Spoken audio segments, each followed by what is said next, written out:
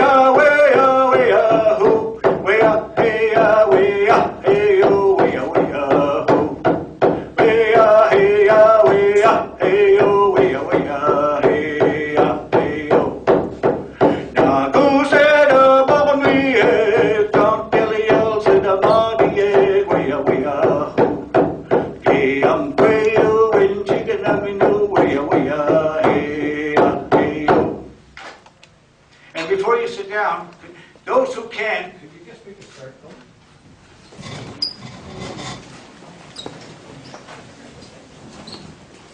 We learn from our pets. They look for a safe area before they lie down. And our ancestors used to observe the animals before they lay down. See if it's a safe area. And this is a very safe area. Now you may be seated. Like I say, I don't have a watch, and the reason I brought our drum is we are all connected to the drum because before we come into the physical world, in our mother's womb, we're already connected to the drum beat of our mother. We're already grounded to Mother Earth before we come to the physical world. I'm very honored to be here tonight. Walalio, thank you very much.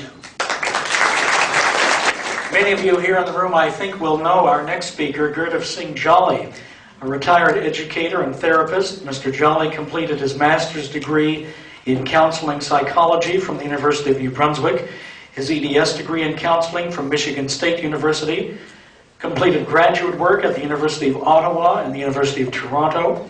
He taught psychology here at Xavier College in Sydney. That wasn't yesterday. Worked as a psychologist with a mental health clinic in Sydney, and retired as Director of Guidance, Marconi Campus, Sydney, in 1995.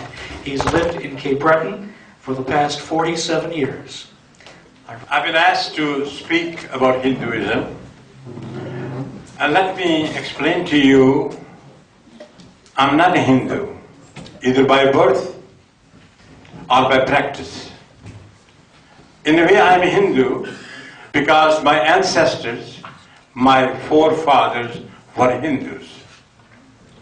Hinduism was the most populous religion in the Indian subcontinent. There's no denying.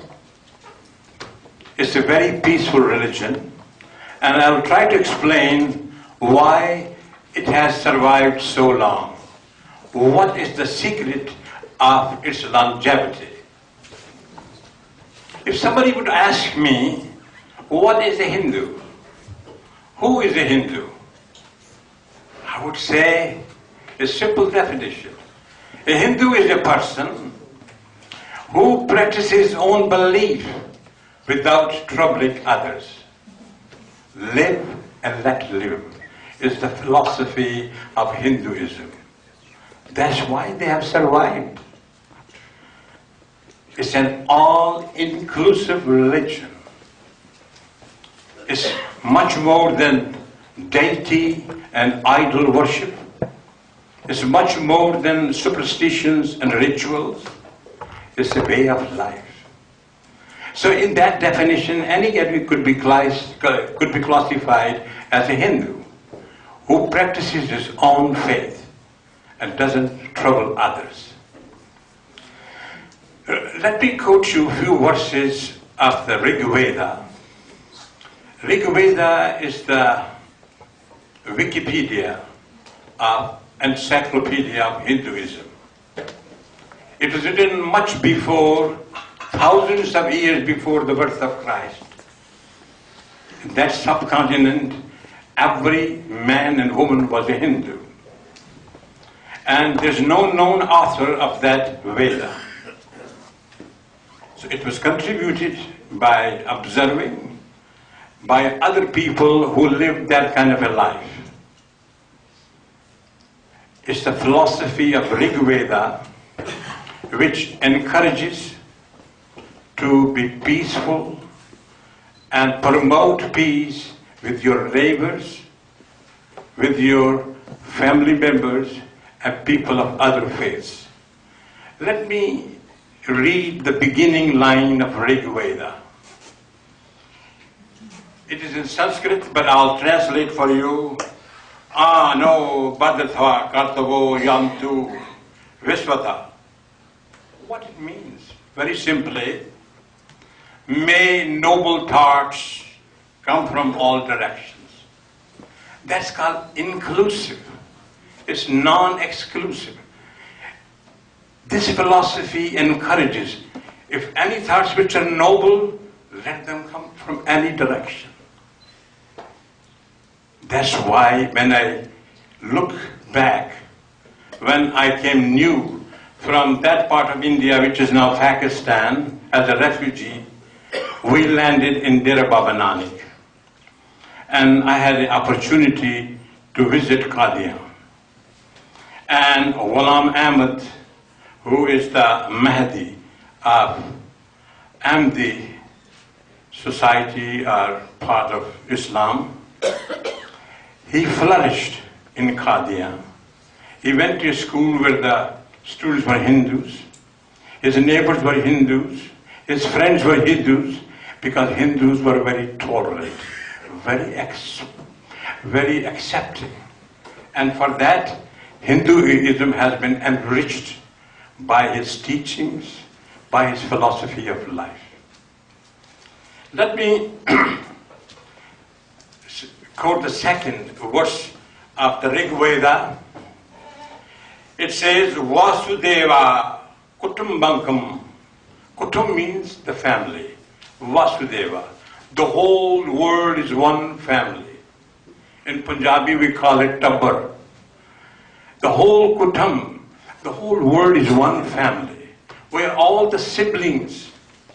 We're all the children of one family.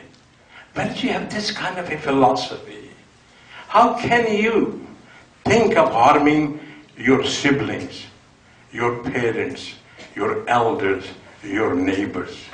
And this kind of a philosophy promotes world peace, global peace. It encourages sharing. It encourages the diversity of thinking and thoughts. Rig Veda further says, Ekam Satvitra Buddha Vadhami. Ekam Satvitra. Sat means truth. Ekam means ek. Truth is one. But the wise people call it by many names. What is truth? The God. Christians may call it by another name. Muslims may call it. जिंदा खुदा से दिल जो लगाते तो खूब था जिंदा